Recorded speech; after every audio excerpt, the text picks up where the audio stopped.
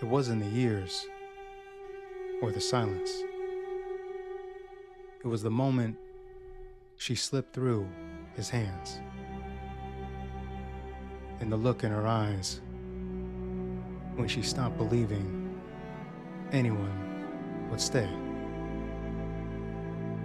But somehow, he did. Hi, I'm Aaron, and this is StoryArt Cinema.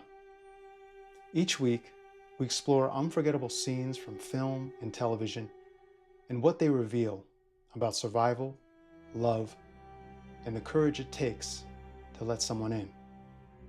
Today's episode is about The Last of Us, a series rooted in grief, survival, and the fragile hope of connection.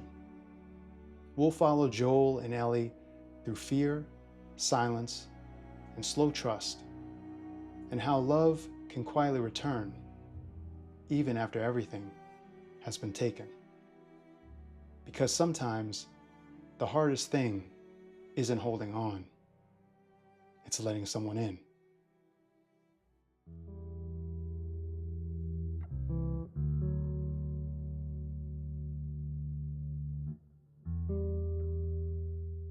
He says it softly, like the words might shatter if he speaks too loud.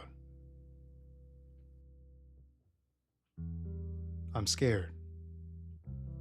2 words, but for him, they weigh more than a lifetime of silence. He didn't say it when the infection spread, when the streets turned to ruin, when he buried Sarah and stopped being a father because it hurt too much to try. But now, with Ellie, it's different. Not because she reminds him of what he lost, but because she makes him feel like there's something left to fight for. Something that matters again. Something that might break him if he loses it. He's not afraid of death. He's afraid of letting her down, of looking into those eyes and seeing the same guilt he's lived with for 20 years. And that's the thing about love in a world like this. It doesn't just make you softer, it makes you vulnerable to hope. Tommy hears the words, but he hears more than that. Because this isn't about Joel trusting someone else to finish the mission. It's about a man who finally let himself feel something again, and now doesn't know how to live with it.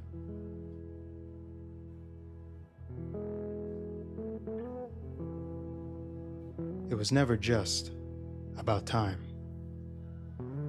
It was about memory. About a moment that never healed, only kept ticking beneath the surface. It's cracked now, like him. Still there, still running, but no longer whole. It's broken, she says, soft, offhand. He doesn't respond, doesn't flinch, just lays through the silence as something stirs in the space between memory and what remains. Not the soldier, not the survivor, just the father, still keeping time for what he lost.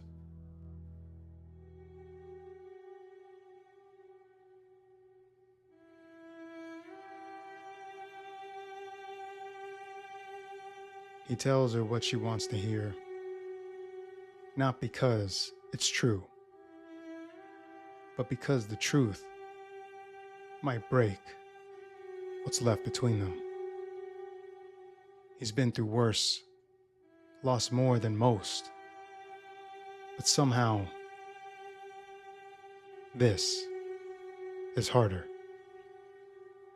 Because what he sees in her eyes isn't just trust.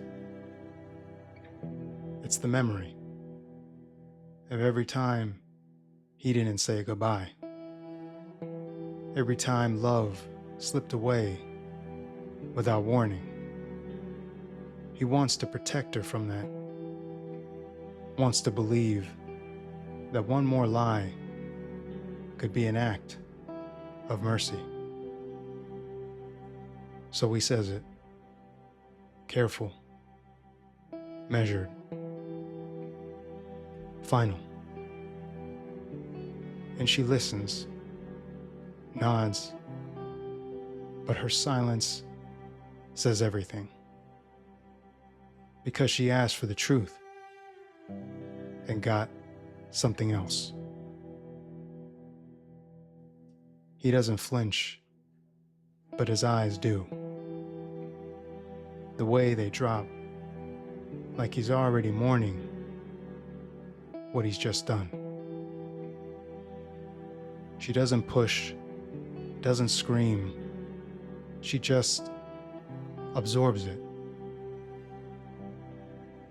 And that's what undoes him.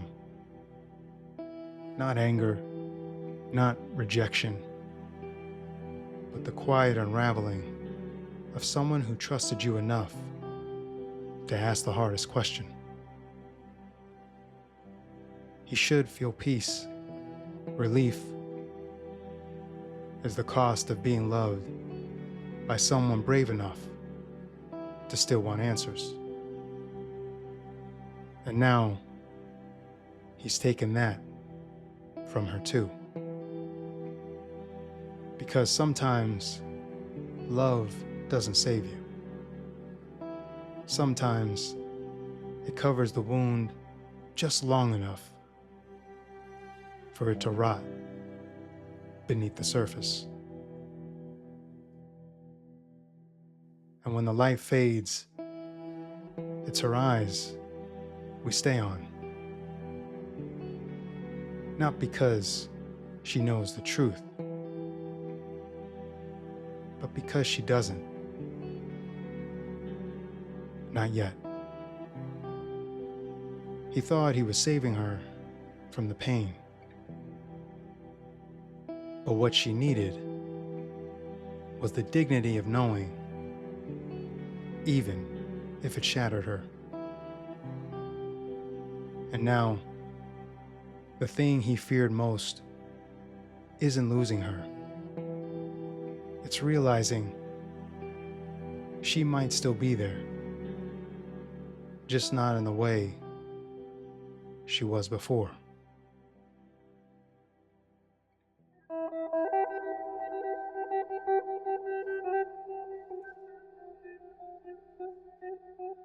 She doesn't cry right away. She's still trapped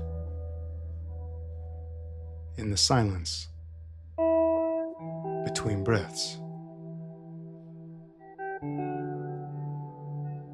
And when the flood finally breaks, he's there to hold it.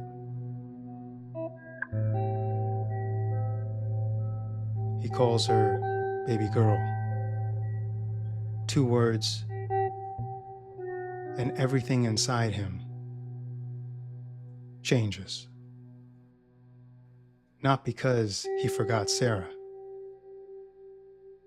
but because somewhere inside the ache,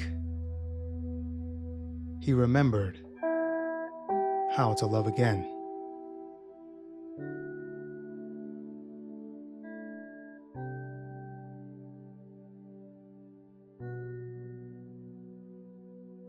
Some stories don't heal.